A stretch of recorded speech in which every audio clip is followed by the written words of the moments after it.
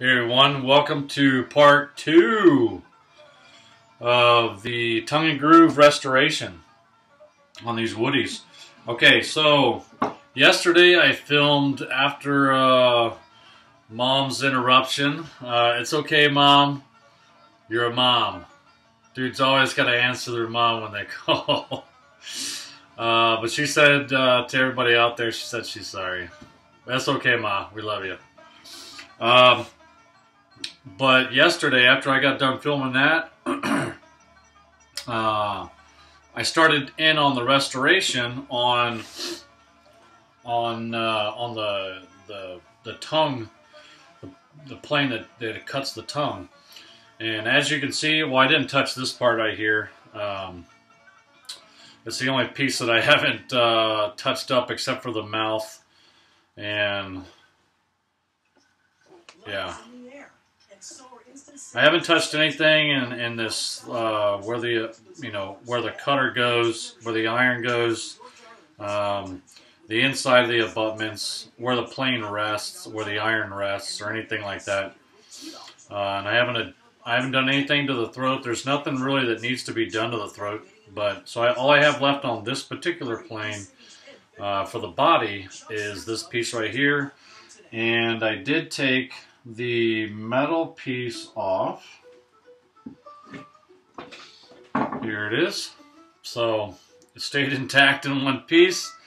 I was kind of cautious because that little piece right there where it cuts out for the cutter is gets kind of thin. But anyway, so I got to restore this. I got to just do some real quick rust prevention on it. Get it down to bare metal. Give her a coat of oil and she'll be good to go. So one last piece on here left to do, and then, well, I take that back. I did the whole plane with the number one steel wool. I still have to go over the entire plane with the 0 and the I'm going to go over with some 3 and 4/0 steel wool. That'll be it as far as removal of any junk, crud and stuff that gets on these planes. And it's just over time they get junk all over them. I mean, like I said yesterday, these planes are 150 years old, but you can tell the difference between the two. What it looks like before and after, so to speak. Now this one will get darker like this, but it won't have all that crap on it once I oil it up and once I use it and everything. But so I still have a little bit left to do on this guy. Yeah. I don't know how far I want to go with this video. As far as, I guess I'll go ahead and address how I usually touch up and test this section. That's where the magic happens anyway. So I guess that's what we're gonna do today. So what I typically do is get the plane. Now again, don't tighten down too aggressively here, even though you're not messing with the cheeks here or anything. You don't want to crush the handle in there and compress it. It's two different pieces of wood, so just a light squeeze, just enough to hold it. And then I take a piece of sandpaper on an extra rule that I have, steel rule. So just like your regular combo square rule, that's what this is. And I can't say this enough, but it's very, very gently. All I want to do is not, my goal here is not to remove wood at all, just the gook that might be in here, keeping the iron and wedge from doing their job and seating the way they should inside inside up here. Well, you get it. You get the idea.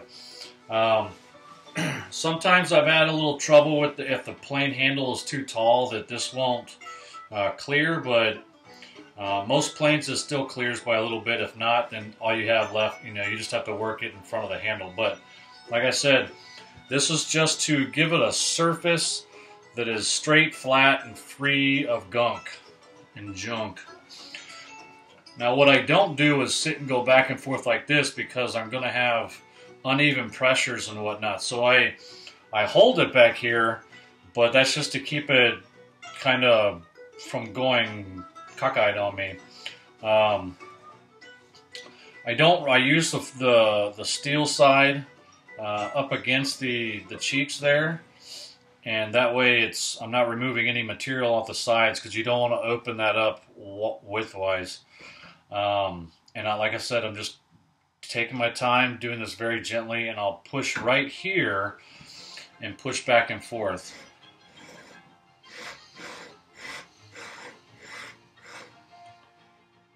And the pressure is straight down on there.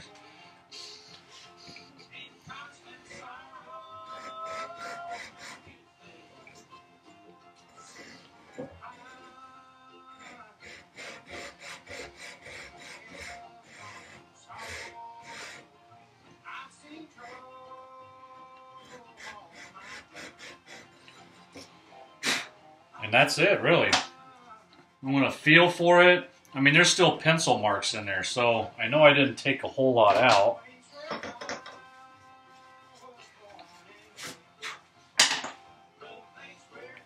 And I'm just giving it a feel with my fingers so I know that it's good and flat.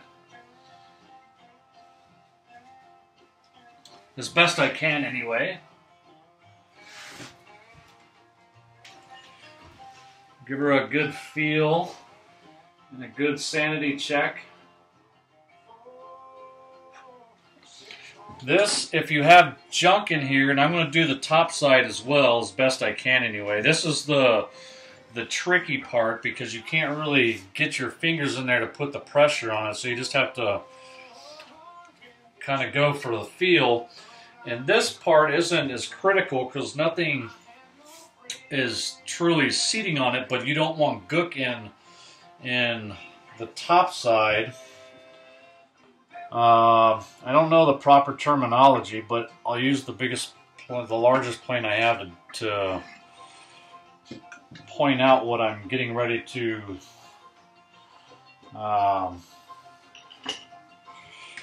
address. See how this is going to work. All right. So what I'm getting ready to address is, see if I can get some lighting in here, is this part right here. I'll get it here in a second. I'm getting ready to address this part right here. I just addressed this part,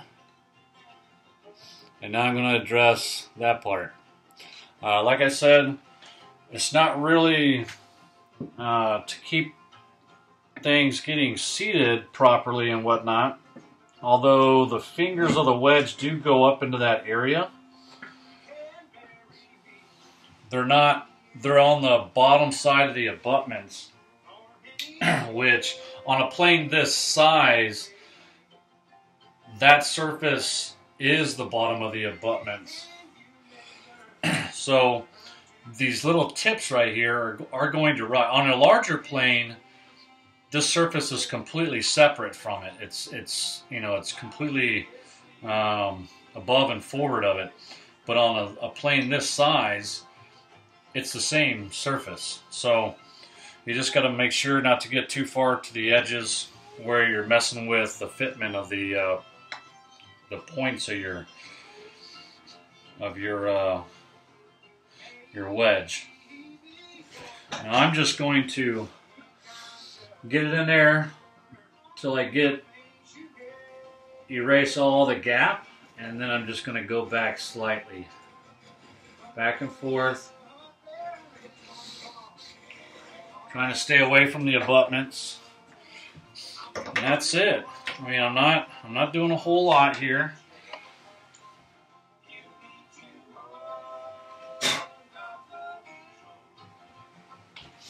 And you could really just go in and kind of scrape it, lightly scrape it with a flat edge. If there's any gook or anything up there, it'll come out.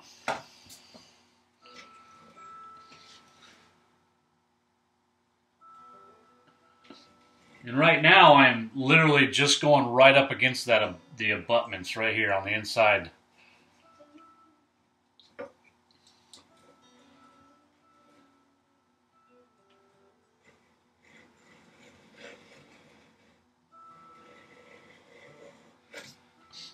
I'm not trying to take material off here.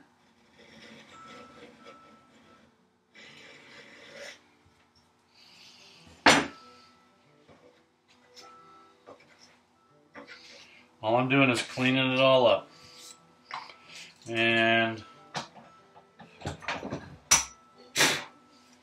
that's that. So the throat's good. The mouth is pretty good. I don't know how exactly it's going to, it looks, until I get this cleaned up, I don't know exactly how the fit's going to go, but you can tell from right here, it's pretty good. And it's not all the way out, but it'd be like that. It looks like it's going to have a tight fit, but not too tight. On my Badger plane, the fit is actually really tight. You have to have it set really.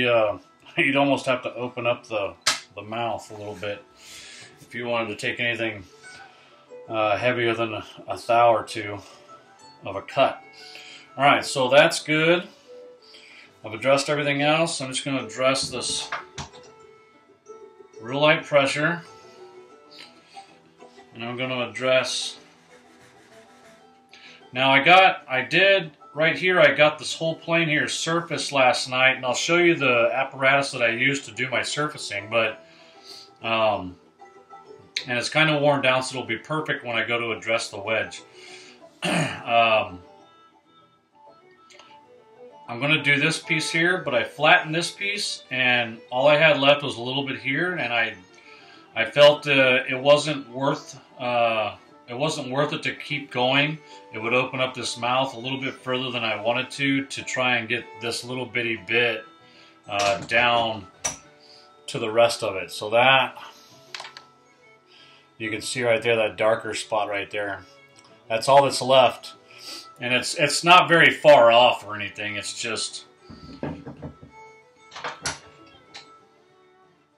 a cosmetic thing really now. So I'm going to clean that up. Just kind of get just kind of blend it in.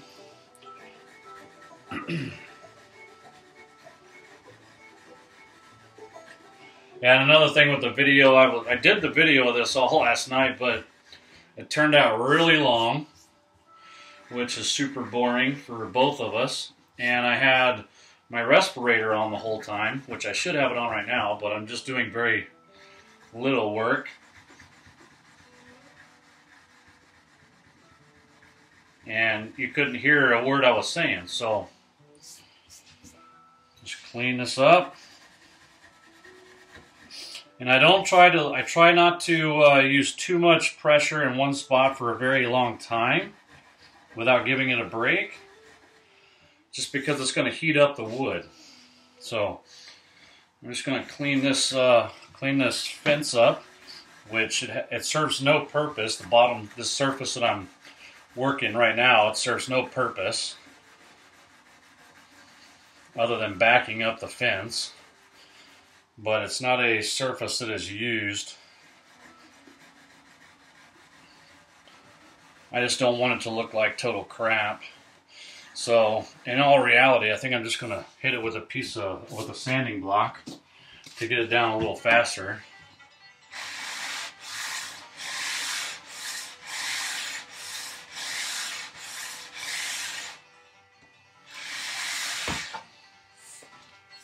And that's about all I need with the sanding block.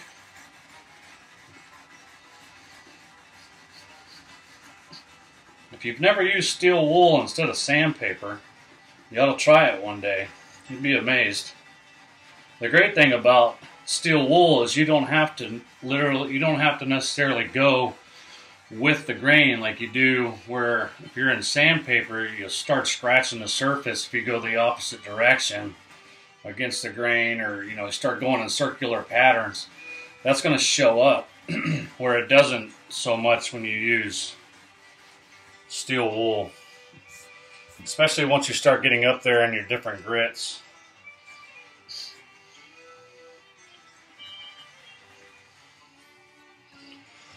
You can get your wood super smooth, super smooth and burnished with steel wool. It's a great restoration application. So just cleaning it up, and we'll go ahead and take her out of the old vise. And we'll move to this side of the bench. And this is the iron and the wedge that need to be addressed. Like I said, I'm going to be breaking these videos up. I'll try and keep them like maybe 20 to 30 minutes long, and I'll basically just stop. It's basically all I have time for in the evenings this week. So I'm just going to work for, an hour or so, maybe a little bit longer in the evenings, and then we'll wrap it up, and that I'll just go ahead and film it. That way we can kind of keep going with the project, and you can see the progress as I make it. Alright, so we'll get the groove plane out of the way. And this here is a piece of, it's a little thicker, but we'll call it 3/4 inch granite block. I just happened to find it at a Habitat for Humanity, I think is where I found it. So I'm just going to stick a couple of dogs on the bench. And I used the wrong dog down there. Dog hole. And then to keep this in place, I just have this block and wedge that I made up real quick.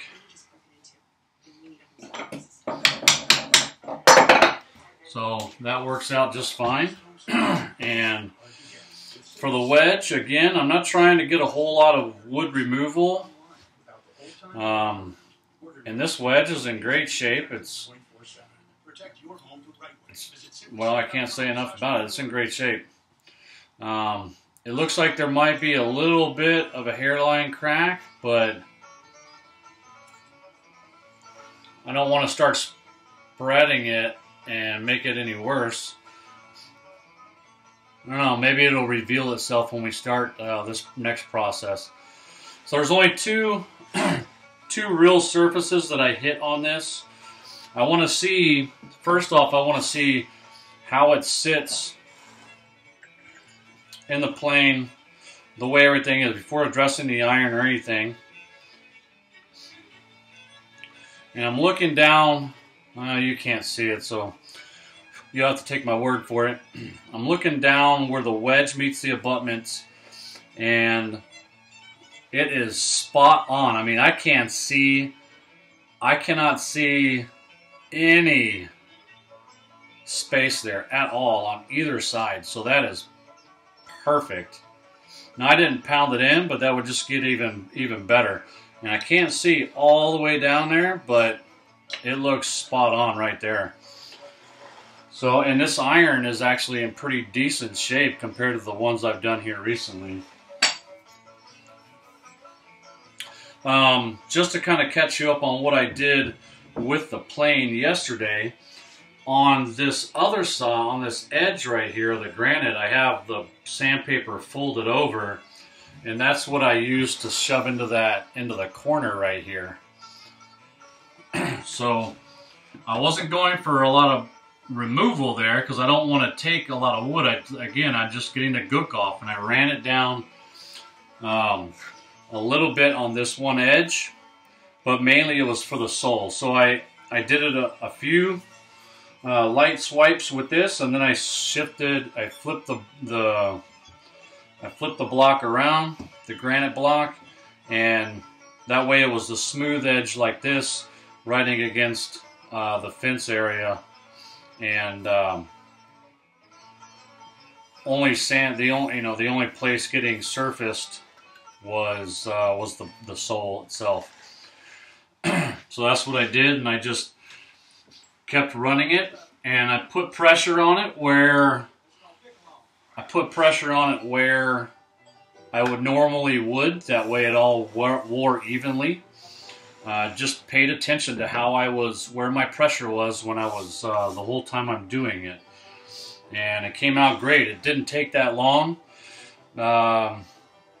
I mean, if I kept removing the sawdust between, after a few swipes, but realistically, I don't think if I kept going at it and I was in a place where I didn't care about sawdust, it probably wouldn't even have taken me 5 minutes to get to that point.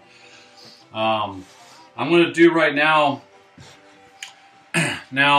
when I put my wedge into the plane, there's almost no adjustment side to side inside the mouth of the plane, and that's really good. You don't want any play there, but too much, you're kind of asking for trouble. You're asking for gaps and things where chips are going to get caught where they shouldn't and things of that nature. But right now, all I want to do is I can feel gook and stuff. Well, you can see how these wedges get over time. All I'm going to do is give it a quick light sanding, which is kind of tough, but not really. I want to keep even pressure on the fingers, so I just kind of put my fingers on the fingers, and there's not a whole lot of pressure here, so you don't have to worry too much about it sticking and all that kind of jazz. And I just drag it back. And you can see right there, that removed quite a bit of it. And this wedge is actually pretty even, I guess, across. It's pretty flat. I'm not putting a whole lot of pressure.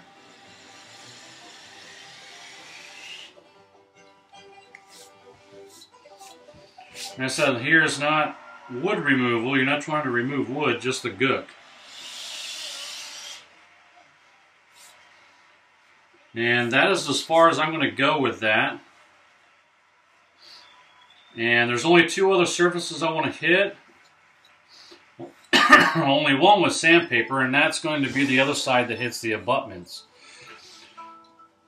Again, we're just getting the gook off. We're not removing wood. We have a great seat in the mouth, so I want to keep it that way.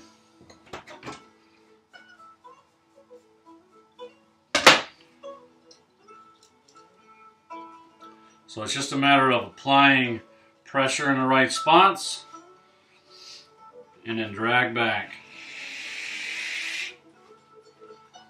And that's all I'm doing there, because I hit the whole thing, and that's what it looks like. Didn't take very much at all. Now what I'm going to do from this point is hit it with that steel wool, and of course you're going to do all this by hand, no vise. I mean, you could stick it in a vise if you wanted to, but you get the idea. I'm not going to sit here and do this on camera, but I'm going to go over it with the 3 or 4 different courses of steel wool and get it looking as beautiful as the plain body.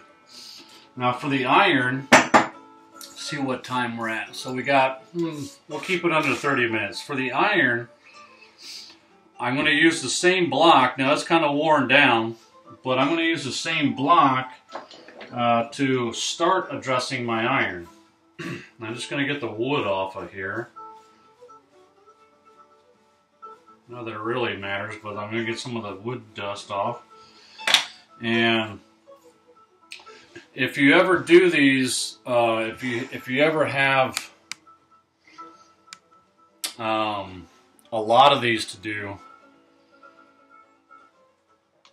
if you have a lot of plain irons you want to restore, and you just like want to knock out all the plain irons, I did that with about 5 irons, and my thumbs started to bleed, and I got like, I mean, they literally end up cutting and callousing your thumbs, because you're going to end up doing like this, right, and running it back and forth. And what I ended up doing was putting medical tape, like a rock climber or a boxer would do, to tape up their hands. I used it for my fingers wherever I'm going down. Because the sandpaper, you're so close, sometimes you get it with the sandpaper too. But for this, you can tell where it's already been cleaned up, not by me, but it's already been hit.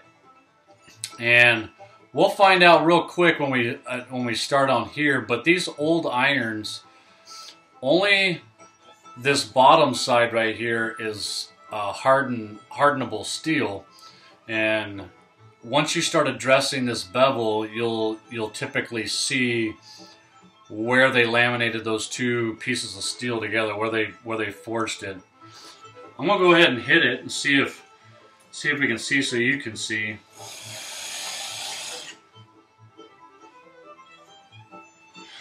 Go ahead and sharpen kind of like I would on a stone.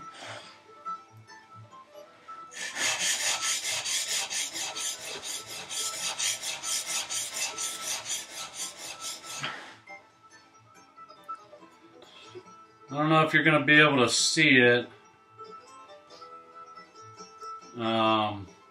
only because it's so coarse. You won't be able to see it until it gets finer, and even then I'm not sure, but you'll just have to take my word for it.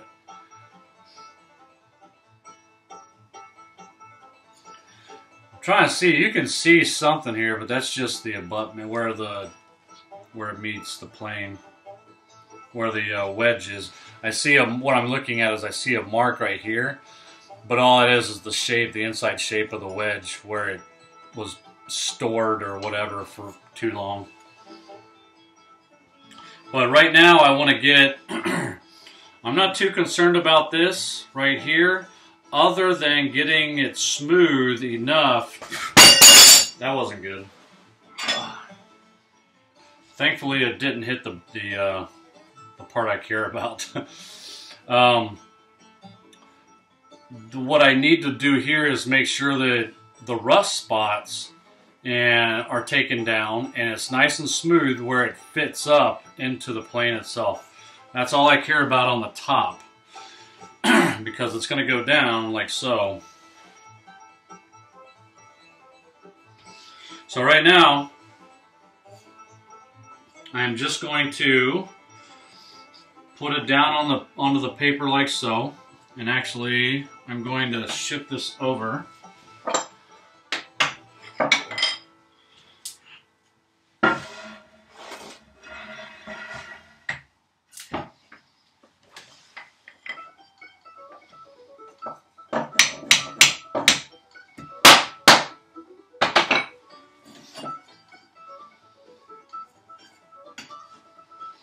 And it's just as easy as making sure that it's flat, because you don't want to just grab it out here and start going, then you're going to be lifting and whatnot. So I just get it flat, and I put all the pressure right here across the face, and I don't usually go too much past where the split is.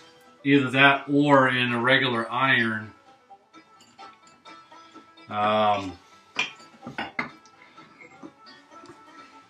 I don't go up into this area.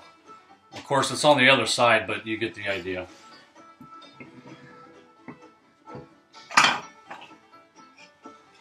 Your plane will tell you what you need to do. And this is a great long sanding block. I love it.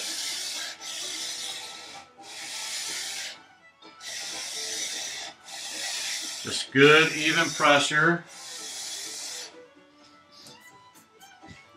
And it's getting it down pretty evenly.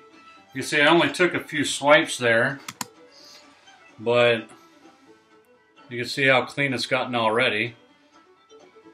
I don't know how well that's coming out, but yeah. What you could do if you couldn't see it is just grab yourself a Sharpie and mark some marks on there so you know where you're removing and where you're not. So just a little coloring on there. Let it dry for a second.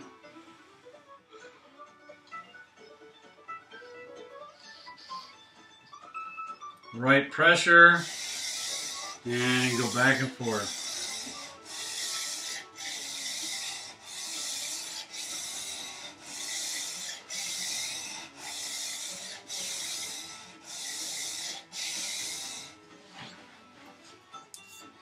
Now you can really see where it's removing and where it's not. And if you've done enough of these, you know that that's just opposite of what we would like to see. We would like to see where it's good and removed. That's what we'd rather be, the hollow.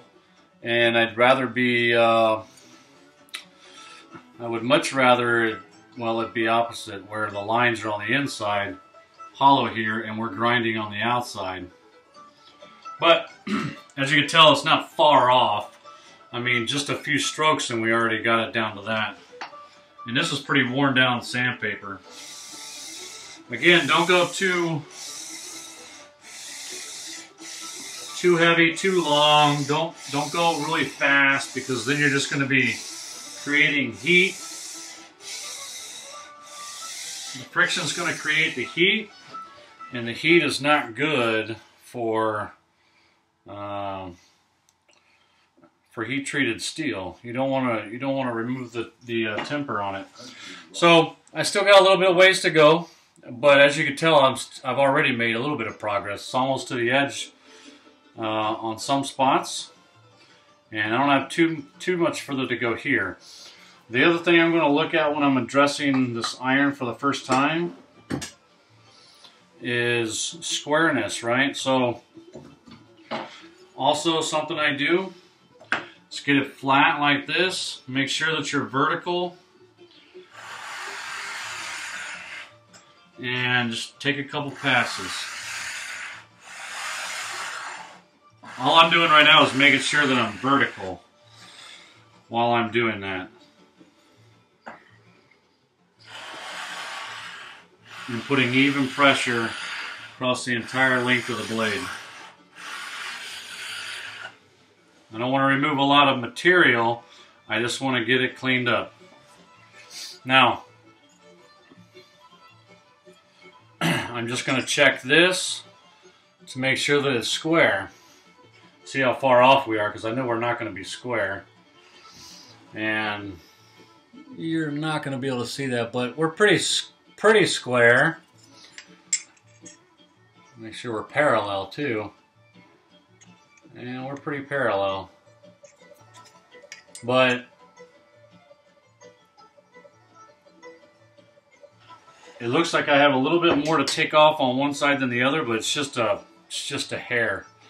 So what I may end up doing is something of this nature, just to get it even, but it's not really necessary. I'll just take and go one side or the other. I'll just hang one side, hang the short side off. Once I get it down, I'll hang the short side off and do just the long side until I get it to the same height, and then it'll be easy peasy from that point forward. And it looks like we're over our time limit for the day. Try and keep these somewhat short. And hope I threw something out there that Gives you something to think about, maybe something you haven't thought about yet if you're doing any of these restorations. Yeah, it may not be the right way to do it, may not be how everybody else does it, but this is how I do it. So it's worked for me. All my Woodies work great. They're smooth. I can't complain. So until something starts screwing up, I'm going to continue to do what I've always done. Keep using the same process. So yeah, if you're digging what I'm doing, give me a thumbs up. Stay tuned. We'll have video 3, I guess, tomorrow night. Stay tuned. See you then.